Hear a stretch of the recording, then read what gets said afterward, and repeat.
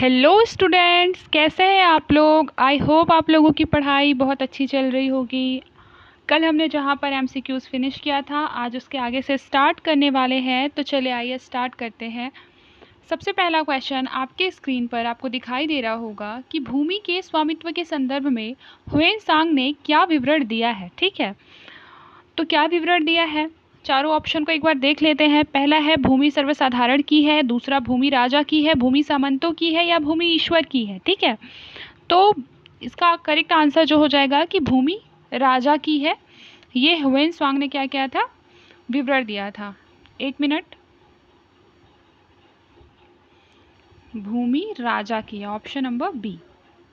फिर है त्रिसत्रात्मक संघर्ष में भाग लेने वाला प्रथम पाल नरेश कौन थे। तो इसका करेक्ट आंसर हो जाएगा धर्मपाल, ऑप्शन नंबर बी।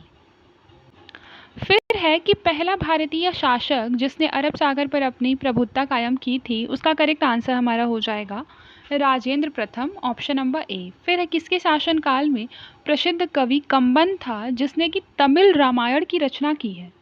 तो इसका करेक्ट आंसर हमारा हो जाएगा कुलोतुंग तृतीय, ऑप्शन नंबर डी।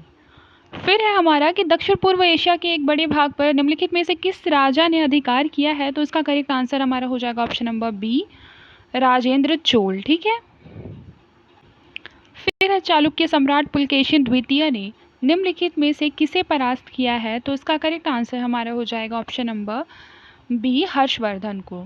पुलकेशिन द्वितीय ने किसे परास्त किया है, हर्षवर्धन को। फिर है संजान अभिलेख निम्नांकित में से किस राजवंश से संबंधित है। तो उसका करेक्ट आंसर हमारा हो जाएगा ऑप्शन नंबर सी, राष्ट्रकूट वंश। फिर हमारा अगला क्वेश्चन है कि वह कौन सा चोल शासक है जिसने श्रीलंका पर अधिकार किया और शैलेंद्र शासकों के विरुद्ध सफल नौसैनिक अभियान किया और साथ ही गंगाईकोंड-चोलपुरम नामक शहर का भी निर्माण करवाया था। तो इसका करेक्ट आंसर हमारा हो जाएगा ऑप्शन नंबर सी, राजेंद्र प्रथम। ठीक है, राजेंद्र प्रथम जो थे उन्होंने गंगईकोंड-चोलपुरम नामक एक शहर की स्थापना कराई थी। काफ़ी अच्छा क्वेश्चन है। फिर है निम्नलिखित में से कौन सा राजा था जो वंशानुगत न होकर क्या था, निर्वाचित था। इसका करेक्ट आंसर हो जाएगा इनमें से कोई नहीं। इनमें से कोई क्या था, निर्वाचित नहीं था, इनमें से कोई भी नहीं, क्योंकि ये सभी वंशानुगत न होकर निर्वाचित कोई नहीं था। सब क्या थे, वंशानुगत थे। किसी ने अपने पिता की हत्या करके प्राप्त किया था शासन को। पहले तो ऐसा नहीं होता था कि राजा को निर्वाचित किया जाता था। ठीक है, मतलब गणतंत्र का शासन नहीं था, राजतंत्र का था। तो इसलिए इसका जो करेक्ट आंसर है ऑप्शन नंबर डी है। अब लिखा है कि गोत्र किसका सूचक था। तो गोत्र किसका सूचक था, बिल्कुल प्रत्येक उपजाति के सामान्य पूर्वज का गोत्र हमारा सूचक होता है, ऑप्शन नंबर ए। फिर है वात्स्यायन के काम सूत्र में नागरिकों का विस्तृत वर्णन किससे संबंधित है। तो उसका करेक्ट आंसर हमारा हो जाएगा नगर के फैशन प्रिय धनाढ़ व्यक्ति से, ऑप्शन नंबर बी। आगे देखिए, स्तूप का शाब्दिक अर्थ है किसी भी वस्तु का ढेर या डूहा। स्तूप का प्रारंभिक उल्लेख जो है वो ऋग्वेद में मिलता है। फिर है सूत्रकाल में स्त्रियों की जो दशा है पत्तनोमुख या उनका उपनयन संस्कार बंद हो गया था। तो इसका करेक्ट आंसर हमारा हो जाएगा ऑप्शन नंबर सी, क्योंकि ये दोनों ही स्टेटमेंट जो है वो बिल्कुल ही सही है। फिर हमारा अगला क्वेश्चन है मैच द कॉलम, जिसमें एक साइड पे क्या दिए हुए हैं, स्टेट दिए हुए हैं और दूसरे साइड पे क्या दिए हुए हैं, राजधानी दी हुई है। ठीक है, अब क्या करना है, हमें इसे मैच करना है राज्य को राजधानी से। सबसे पहले शुंग वंश देखते हैं। शुंग की जो राजधानी है वो हमारा क्या हो जाएगी, विदिशा हो जाएगी। और हमारा चेदी की जो राजधानी है कलिंग हो जाएगी। सातवाहन की राजधानी प्रतिष्ठान या पैठन। कुषाण की जो राजधानी है वो हो जाएगी पुरुषपुर या पेशावर। फिर देखते हैं कि निम्नलिखित में से कौन सा युग्म क्या है, यहाँ पूछ रहा है सही नहीं है। एक तरफ पे राजवंश दिए हुए हैं, दूसरे पे संस्थापक दिए हुए हैं। तो चलिए आइए मिस मैच कर लेते हैं।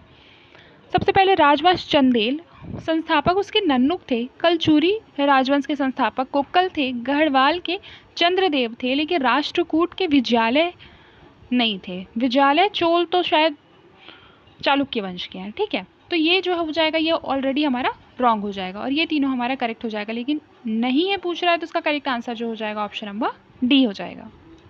फिर आप देख सकते हैं अगला क्वेश्चन, मौर्यकालीन निम्न अभिलेखों को उनके शासन या वंश से क्या करना है, सुमेलित करना है। एक साइड पे अब हमारा दिया हुआ है अभिलेख और दूसरे साइड पे उसके शासक और उसके वंश के बारे में दिया हुआ है।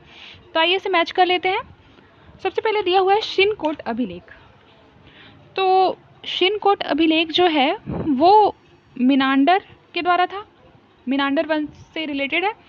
फिर है हमारा तख्तेबही अभिलेख जो कि हमारा गोंडोफर्निस से रिलेटेड है। फिर है पंजतर अभिलेख, पंजतर अभिलेख जो है कुषाण वंश से रिलेटेड है। और जूनागढ़ अभिलेख जो हो जाएगा उसका जो शासक थे वो कौन थे, बिल्कुल आपको पता ही होगा, रुद्रदामन। ये बहुत सारा मतलब ये रिपीटेड है और काफ़ी इंपॉर्टेंट क्वेश्चन है, याद रखिएगा। मतलब इसका आंसर जो हो जाएगा ऑप्शन नंबर डी इसका करेक्ट आंसर हो जाएगा।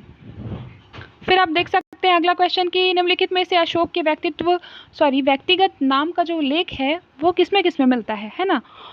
तो सबसे पहले तो मास्की में अभिलेख में भी मिलता है, गुर्जरा अभिलेख में भी मिलता है, नेटूर में भी मिलता है और उडेगोलम में भी मिलता है। मतलब ऑप्शन नंबर डी जो हो जाएगा वो इसका करेक्ट आंसर हो जाएगा।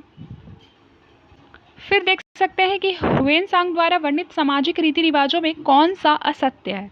तो इसका करेक्ट आंसर हमारा हो जाएगा उच्च वर्गों में संभवतः पर्दा प्रथा थी। ठीक है, ये हमारा असत्य है क्योंकि उच्च वर्गों में संभवतः पर्दा प्रथा क्या थी, नहीं थी, जैसा ह्वेनसांग ने क्या किया है, वर्णित किया है। बाकी ये सब ठीक है कि विधवा विवाह की प्रथा नहीं थी या फिर सती प्रथा की जानकारी नहीं थी, अंतरजातीय विवाह की अनुमति नहीं। फिर हमारा अगला क्वेश्चन है कि बंगाल में कैवर्त विद्रोह के शासन मतलब किसके शासनकाल में कैवर्त विद्रोह हुआ था। तो इसका जो करेक्ट आंसर हमारा हो जाएगा वो हो जाएगा ऑप्शन नंबर डी, रामपाल प्रथम। रामपाल प्रथम के शासनकाल में कैवर्त विद्रोह हुआ था। नाम याद रखिएगा, कैवर्त विद्रोह पहली बात तो बंगाल में हुआ था, दूसरा रामपाल के शासनकाल में हुआ था। फिर आप अगला क्वेश्चन देख सकते हैं कि निम्न में से कौन सा एक युग्म जो है वो सही सुमेलित नहीं है। जैसे मृक्षकटिकम का हो जाएगा शूद्रक, उसके लेखक हैं। फिर है शिशुपालवध के माघ है।